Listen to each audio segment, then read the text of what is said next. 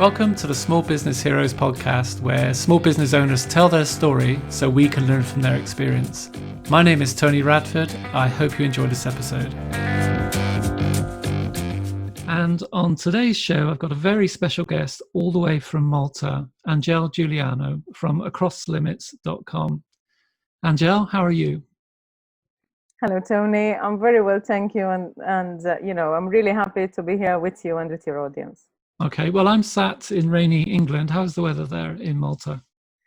It's really, really hot. It's about 35 and of course sunny and windy. Being a small island, Malta, we always get all the winds from all over the place. So at least there's a breeze, but it's still very hot.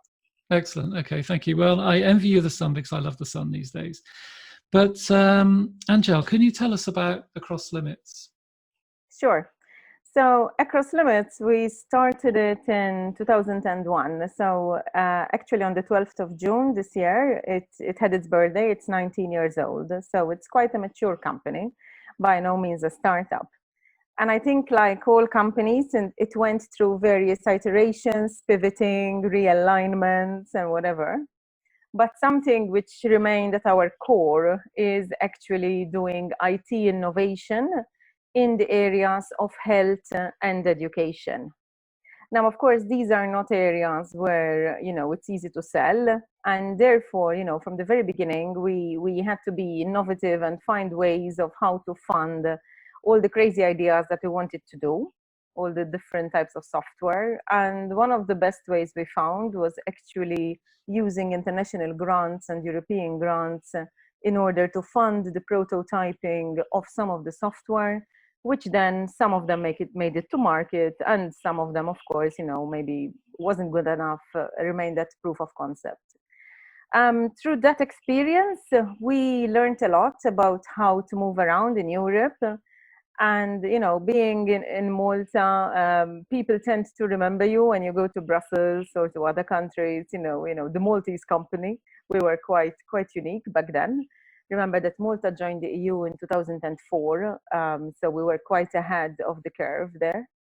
And basically, we learned ourselves how to move around in Europe, not just when it comes to funding, but also when it comes to like the networking, the tendering, the different business opportunities. And therefore, by time, we developed like a consultancy branch of the company where we actually help other people to access the European opportunities and see it as a much bigger picture.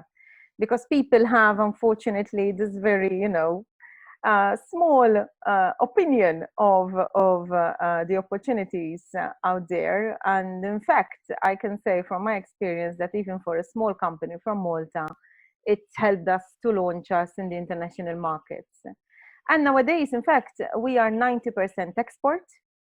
So we do only 10% of our work in Malta. We still live here. So I have about 10 employees here and 15 of them then as contract workers abroad. And we also have a set of experts where we scale up and down according to the tenders and the projects that we have. But we're still very much tied to this area of innovation in IT, in education, or health. Right, great. That's a great answer. Thank you very much. So you are, you're involved in many things and with many people in many countries, basically. That's very good. What would be one of your biggest challenges as a business? Well, I think because most of the projects we do are long term, one of our like Achilles heel was always cash flow, because as you know, profitability is great, but if you don't have the cash to make it till the end of the year, you're dead in the water. So over there, I think that was always the real challenge for us. So we've had to sometimes survive with overdrafts with the bank, and then interest rates and whatever. I think that was always really our biggest problems, because our projects tend to be 2 to 3 years. Sometimes they are reimbursements. So even if they are tenders, so you are making profits, but still there are milestones. And unless you reach the milestone, you do not get paid from the client. And therefore you have to advance a lot of things yourself. So you can imagine that was, and still is in a way, our biggest challenge, which is cash flow. So presumably you've become an expert in juggling budgets, have you, and cash flow over the years? We have, and the way we found it is you need to have two sources of revenue, one which is long term and one which is a little bit short term.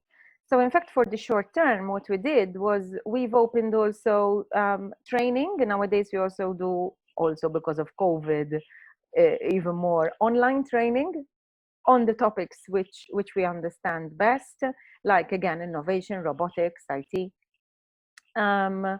And that gives us like little help, money coming in, which is not big. It's not like the tenders where you get, I don't know, 100K to 100K tender, but it helps the cash flow until you wait for the big amount to hit your bank account.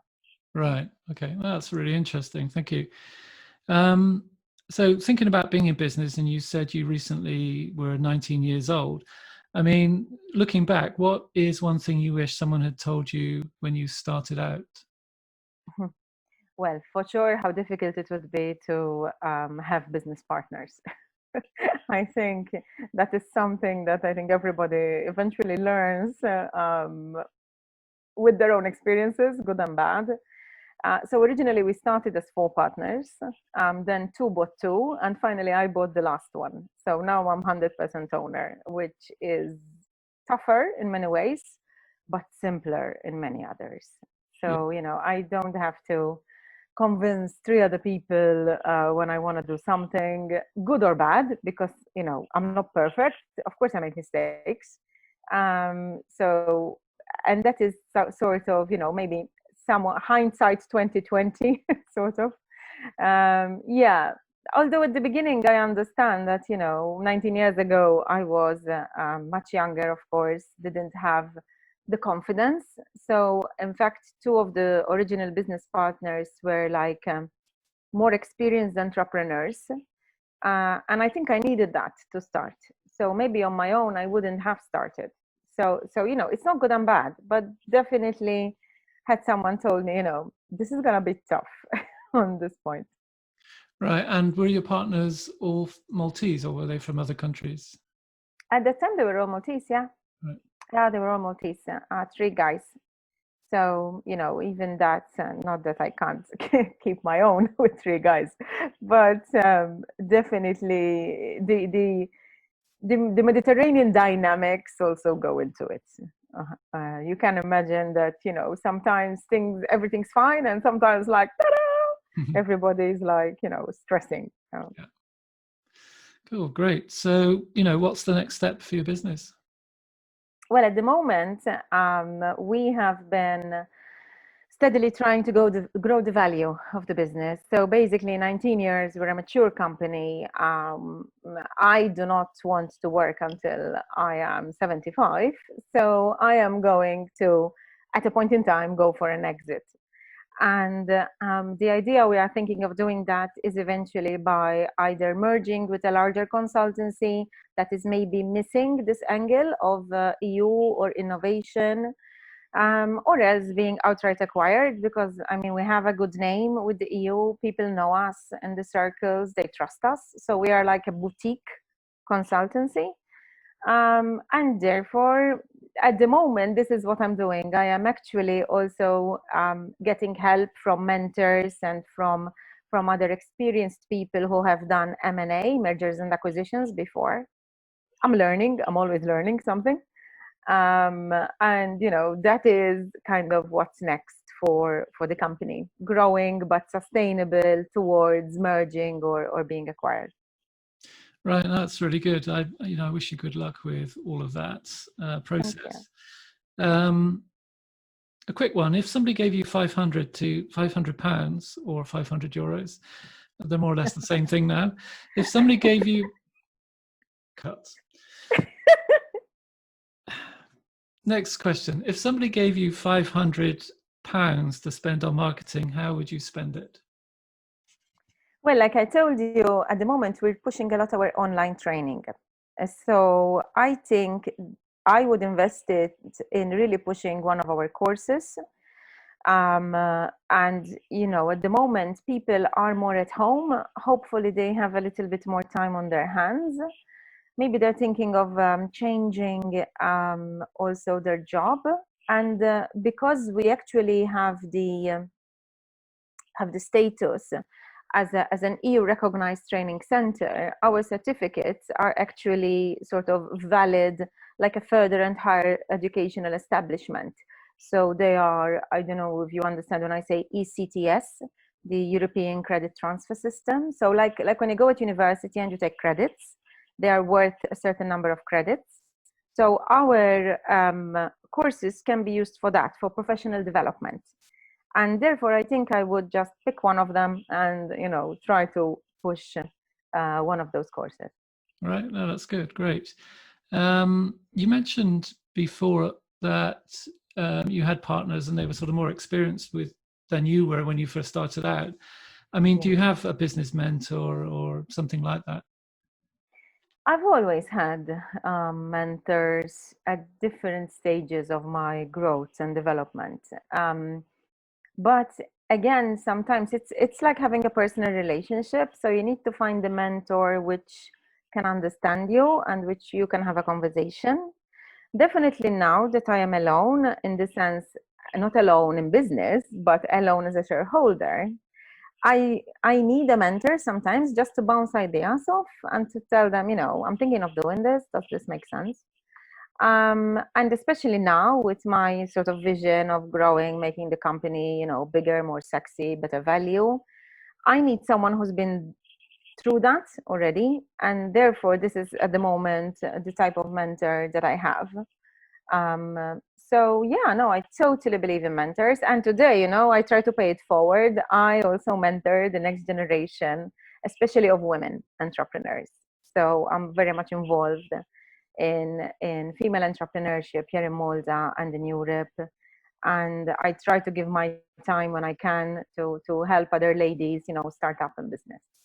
Oh, great. That's really, really good. Well done. And final question, can you give us one actionable sales tip? Well, I think smile, because, whether we are on the phone, whether we are like this on video, and especially if you are in person, when you smile, people are more kind of automatically open to listen to you. And therefore, there's maybe more chance of you selling them something. Whereas, if you're a grumpy, ugly, whatever salesperson, I don't think that's going to work too well.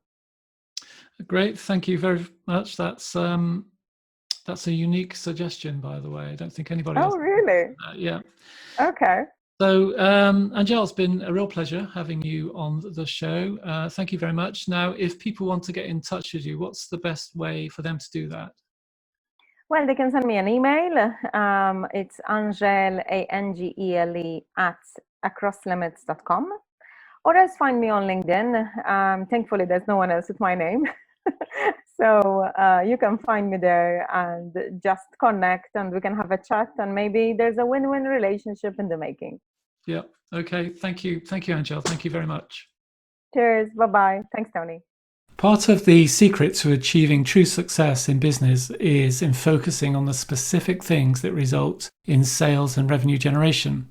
If you are a small business owner or freelancer and you would like to break through overwhelm, gain focus and grow your business, visit myproactivebusiness.com.